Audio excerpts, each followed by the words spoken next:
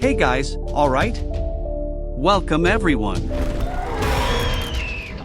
The story begins a few decades after dinosaurs have been genetically reconstructed. All attempts to confine them have ended in tragedy, and now these animals are scattered around the world.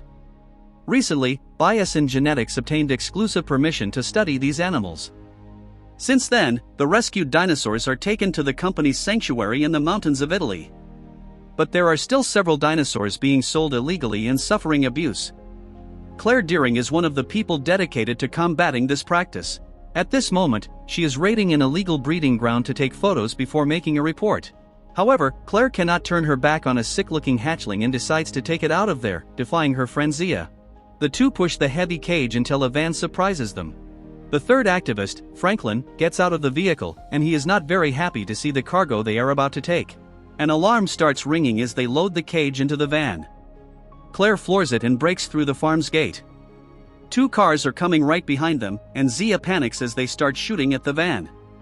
Claire swerves away from the gunfire, entering an area filled with enormous dinosaurs. The trio barely escapes, but the villains are not as lucky. Taking violent headbutts from the animals, their cars flip over. In the morning, Claire is already planning the next raid, but the other two can't take her craziness anymore. Franklin says she is acting this way to redeem herself, as her last job was as a manager at the infamous Jurassic World. Her boyfriend, Owen Grady, also worked there as a trainer. Today, he uses his incredible skills to help relocate lost dinosaurs. The couple lives in a hidden cabin in the Sierra Nevada mountains, and the main reason for this is the international fame of their adopted daughter, Maisie. The girl is a clone of Benjamin Lockwood's deceased daughter, one of the founders of the original park. Tired of the isolation, Maisie starts ignoring her parents' rules, especially when there is a chance to see dinosaurs up close. Suspecting a trip to town, Claire tries to talk to her daughter, but only manages to annoy her even more. Besides the reclusion, Maisie also suffers for being a clone, even going so far as to say she is not a real person. The second constant worry for the family is Blue, the pet velociraptor. They still do not know that she has given birth, and her hatchling is even learning to hunt. At night, Owen tries to talk to Maisie, but loses his patience and ends up making things worse. Near the cabin, a stranger lurks in a parked car. On the phone, he tells his client that besides locating the velociraptor hatchling, he has also discovered Maisie Lockwood's whereabouts. At a farm in Texas, two kids are startled by a grasshopper much larger than normal. Curiosity turns to horror as several others start appearing quickly. A horrible swarm darkens the sky as the children run inside the barn. Surrounded by the giant insects, they panic as they see some crawling through the boards. Days later, scientist Ellie Sattler arrives at the same farm to study the phenomenon that has already devastated dozens of crops in the area. She is even more intrigued to see that the neighboring farm is intact. The farmer explains that her neighbor uses BioSyn seeds, and the grasshoppers never attack those crops. It's almost as if they have been trained to eliminate the competition. Knowing it will be tough to fight a company of this size, Ellie decides to contact old allies for support. One of them is her ex-partner, paleontologist Alan Grant. They were together when they survived the disastrous end of the original Jurassic Park 30 years ago. Showing one of the giant insects, she tells Alan what she knows about the case. Based on the destruction rate, her projections indicate an agricultural catastrophe very soon. Ellie suspects that BioSyn is behind it, but she needs Alan's help to prove her theory with samples from their lab. When he asks how she plans to get in, Ellie reveals she was invited to visit the sanctuary by an old friend of theirs, Ian Malcolm. Meanwhile, in the mountain range, Maisie sees Blue's hatchling for the first time and attempts to interact. Everything goes well until the mother appears, more aggressive than usual, and Owen then needs to calm her with his special techniques. He decides to look for the nest but does not let Maisie accompany him. Displeased, the girl rides off on her bike without explanations. We see that a group of criminals is keeping an eye on her, preparing a double attack. With bait trapped in the trap, they capture the hatchling and run over Blue right after. Owen rushes to stop them but cannot arrive in time and nearly gets shot. At the same time, Maisie is cornered on the bridge leading to town. From a distance, Owen can only see the man getting rid of the girl's bike. Claire panics at the news, and the two prepare to go after their kidnapped daughter. She is scared by Blue's fury, but Owen explains that they did the same to her. The couple asks Franklin for help, who has managed to get a job at the CIA. Based on Owen's description, he identifies the dinosaur trafficker Rain Delacourt and says the agents plan to intercept him the next day in Malta. The person in charge of the operation is an ex-colleague of theirs named Barry. In Italy, Alan and Ellie are welcomed by BioSyn's head of communications, Ramsey Cole. Flying over the sanctuary, the view is so amazing that the two almost forget they came to sabotage the company. A robotic voice announces that the aerial isolation system is active, and Ramsey explains that this keeps the pterosaurs at a lower altitude, preventing unpleasant encounters with aircraft. At the entrance to the sanctuary, Ellie is surprised to see Louis Dodgson in person, but the CEO is only waiting to take a photo with the famous survivors. Then Ramsey takes them to the auditorium, where Malcolm is giving a lecture. Reuniting with their friends, he justifies his position at BioSyn by saying that he has 5 children. Trying to speak in code, Ellie begins to whisper about the grasshoppers, while Ramsey keeps a close eye on them. Malcolm seems indifferent, insisting on getting a coffee, but we soon see this is a maneuver. He uses the unbearable noise of the coffee machine to camouflage the conversation. Discreetly passing Ellie an access wristband, he says the grasshoppers are in Laboratory 4 of Sublevel 6. At this moment, Louis is heading to the basement, where we discover that the grasshoppers are the work of Henry Wu, the same scientist who has been making questionable decisions since the 90s. But this time, the situation is so serious that even he regrets it. Henry did not expect his grasshoppers to multiply so quickly, and now he fears becoming responsible for global hunger. He tells Louis that they need to fix this mistake, but the boss does not want to risk discovery of the connection to the company. Trying to cheer Henry up in another way, he warns that Maisie Lockwood is on her way. He arranged for the girl's transport with a woman named Soyona Santos, who is in Malta. When Maisie arrives at the meeting point, she sees the cage with the hatchling being loaded onto a plane. The pilot's name is Kayla, and she watches closely as the girl enters Santos's car. Not far from there, Owen and Claire meet Barry. He lets them listen to the operation over the radio but forbids them from participating. The three enter a kind of secret fair where all kinds of illegal activities take place, selling hatchlings, hybrid animals, and even a dinosaur fighting ring. When Claire goes to the bathroom, Kayla is also there. Recognizing the American accent, she tries to ask for information, but the other cuts off the conversation, stating that this place is not for tourists. Claire does not give up and shows a photo of her daughter, pleading for any leads. Kayla merely responds that she does not want to get involved. Then Owen warns that Delacourt is arriving to negotiate the transport of Atrociraptors with Santos. These animals have been specially conditioned for selective attack. As soon as the laser is pointed at an organic target, the animal will not stop hunting it until it is in pieces. As soon as Delacourt accepts the money, the agents give the arrest order to everyone, but the criminals do not surrender and an intense shootout begins. Seeing that Delacourt is escaping, Owen disobeys Barry and starts running after him. In the back alley, the agents topple the truck carrying the Atrociraptors, and the cages scatter. Trying to get rid of Owen, Delacourt releases the dinosaurs from the fair, not knowing he is dealing with a tamer. The fair descends into complete chaos as the two fight, and Delacourt ends up stretched out in the ring, with an animal biting each hand. He confesses that he delivered Maisie to Santos and swears he does not know where she went. Leaving a velociraptor to finish off Delacourt, Owen tells Claire to look for the woman in the white blouse. Instead of fleeing, Santos goes to her valuable merchandise and speaks to the truck driver over the radio. He can't believe it when she orders him to open all the cages. Barry is one of the agents who was right in the middle of the dinosaurs when Santos starts pointing the laser, handing out death sentences. They run desperately, and Claire chases after Santos, who also recognizes her as Maisie's mother. She defends herself with everything she sees until Claire uses a shock weapon made for dinosaurs. Santos confesses that her client is Louis and says it's too late, as the girl is already on her way to the sanctuary. Spotting an Atrociraptor, she points the laser at Claire and takes the chance to escape while the other flees from the beast through a window. The chase continues across rooftops and through neighboring buildings until she jumps onto a balcony and is left hanging. The dinosaur ends up entering through the window, confused by the disappearance of its prey. Kayla finally decides to get involved when she sees Claire falling onto the back of a pickup truck. She grabs the wheel and tells the passenger to hold on tight. Meanwhile, Owen helps Barry escape from his tormentor with a trick they often use at the park. He warns his friend the exact moment to throw his body out so the dinosaur can enter the cage. Then Claire calls him on the radio, asking him to meet her on the northern runway of the island as quickly as possible. Santos is already back, and Barry tells her to raise her hands, not realizing she is marking Owen with the laser. Two Atrociraptors obey the command simultaneously, chasing the motorcycle all over the island. In the pickup truck, the two are also in trouble. But Claire once again uses the animal's speed against it and manages to knock it down. Arriving at the airplane, she assures that Owen is on his way, and he indeed appears right after. Kayla begins to take off while he speeds up the ramp. One of the dinosaurs manages to jump as well, but the motorcycle slips and throws it into the sea. At the sanctuary, Ramsey says there are 30 minutes left until the next tour and allows the guests to explore, reminding them that one of the elevators is for staff use only. A few floors down, Maisie is almost losing patience with Henry Wu as he begins to answer all her burning questions. She discovers that Charlotte Lockwood cloned her own DNA to create her. When she found out she had a serious illness, she used a type of benign virus to cure her daughter, modifying every cell in her body at once, an unprecedented feat for science. That's why Henry wants to compare her to Blue's hatchling, which the girl has just named Beta. Generated solely from Blue, she is also a clone, but her cells were not altered afterward.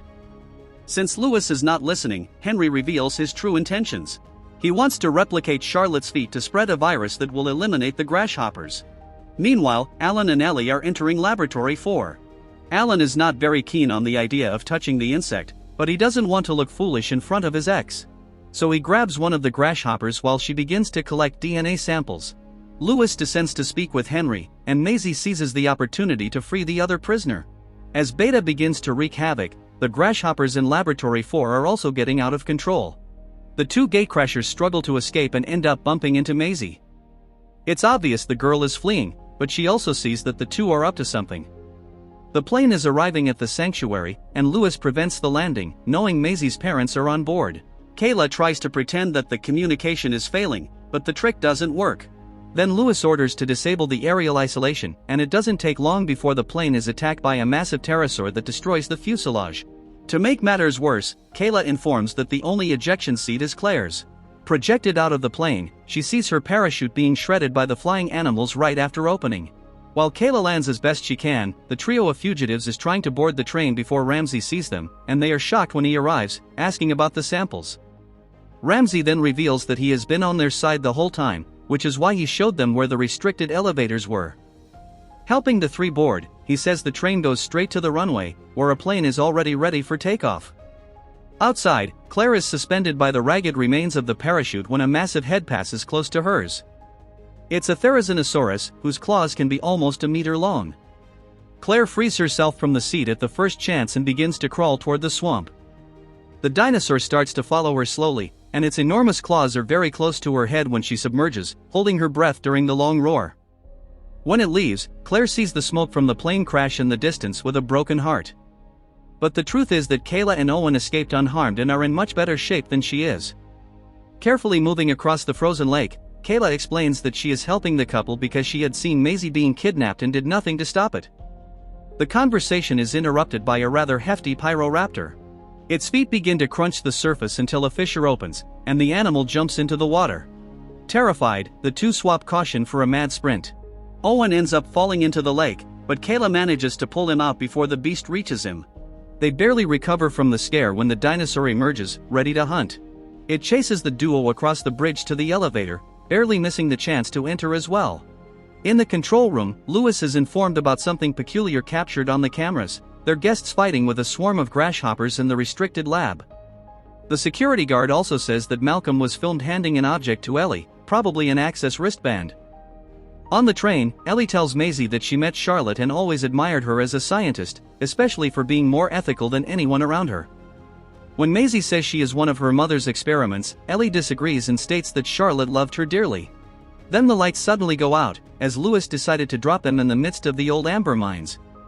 Alan lights a torch and begins searching for an exit from the tunnels, not noticing the movement of an aquatic animal. When Malcolm is called to the control room to be fired, he hears someone say that the train has stopped in the amber mines. Still unaware of Ramsey, Lewis asks him to escort the philosopher to the airport. In the valley, Owen and Kayla are looking for Claire when they witness a tense encounter between a Tyrannosaurus and the largest carnivore in the world, the Giganotosaurus. The fight is not very serious, but Kayla laments the ignorance of whoever put these two together. Ramsey shows Malcolm the map of the tunnels and explains where his friends should be, indicating the best place to find them. Down below, Alan finally finds a staircase and asks Ellie to hold the torch while he climbs. When she hands it back, the flame illuminates a massive dinosaur a palm's width from his nose. Alan loses his balance in shock and crashes to the ground. More dinosaurs begin to appear, and Ellie uses the torch to ward them off. In the first opening, the three rush to a gate but can't get it open. Malcolm arrives on the other side to save them, but he also doesn't know the password and starts trying various historical dates, to the complete despair of everyone. The beasts are almost ready to pounce when Ramsey sees the ridiculous scene on the camera. He unlocks the passage from his own keyboard, and Malcolm boasts about having guessed the password. Still alone, Claire arrives at a research station and begins lowering the access ladder. The mechanism is quite slow, and the bushes near her start to move. She approaches on tiptoe until she sees the silhouette of a Dilophosaurus, famous for its venom spit. Soon, another one emerges from the bushes behind Claire. Against the wall, she starts to shrink back in panic as she sees a third one approaching. When it opens its frills, ready to cover her with venom, Owen's hand grabs its neck, and Kayla completes the counterattack with a shock. Claire is doubly happy to have been saved and to see her boyfriend alive. Realizing it's time to dispose of the physical evidence, Lewis goes to the lab and orders all the grasshoppers to be incinerated. He enters the elevator without watching the horror show until the end, and therefore doesn't hear the alert that the camera has been compromised. The assistant's eyes widen as she sees the box emptying when the flock flies through the ceiling, traversing the internal shaft to the top of the building. Kayla is astonished by the flaming cloud in the sky, and the dinosaurs start to become agitated. The fallen grasshoppers spread fire throughout the valley and also hit the jeep, causing Malcolm to lose control. At the top of a cliff, the vehicle hangs halfway off. Maisie suggests that everyone shift their bodies in the opposite direction to balance the car. Malcolm sees that it's working and celebrates the success of teamwork until the vehicle simply drops and rolls down the slope. Upside down in the back seat, Maisie sees her parents through the window and starts shouting for them. They hear the girl's voice and rush to pull her from the wreckage. In a loving embrace, Maisie is emotional to realize that they came all the way there to save her. Then, a Giganotosaurus approaches with heavy footsteps, and everyone runs to hide. The group begins to circle the car as it advances. While the others run, Malcolm sneaks into the jeep. Then the beast notices the movement near the ladder and charges with all its ferocity as Maisie is still halfway up. It bites down on the protective grill surrounding her. Everyone panics upon seeing the girl inside the dinosaur's mouth, which continues to close as the grates bend. Her parents shout for her to keep climbing, but she is petrified with fear. She can only move when the dinosaur tears off the grate and ends up getting tangled up trying to spit her out. Kayla pulls the girl onto the platform, and the others also quickly climb up. The beast soon returns, but Malcolm decides to divert its attention with a torch. He waits for the threatening roar and then throws the torch straight into the open mouth. The dinosaur chokes and starts to spew flames like a dragon. Malcolm seizes the opportunity and joins the others, who are already entering the station. Owen and Ellie are at the end of the line when the Giganotosaurus bites the walkway. They slide back but manage to gain enough momentum to jump the gap. As soon as Owen gets up, saying it wasn't so bad, the creature's head bursts through the glass wall. Claire gets her foot caught in a rope and begins to be pulled. Owen manages to grab her just in time, but the two are stuck, so Maisie throws a weapon to Claire, and she shocks the dinosaur in the eye. It finally gives up on them and leaves. In the control room, the staff watches the fire, and Lewis is forced to authorize the emergency protocol. The general evacuation begins to be announced as the implants are activated, bringing the animals inside.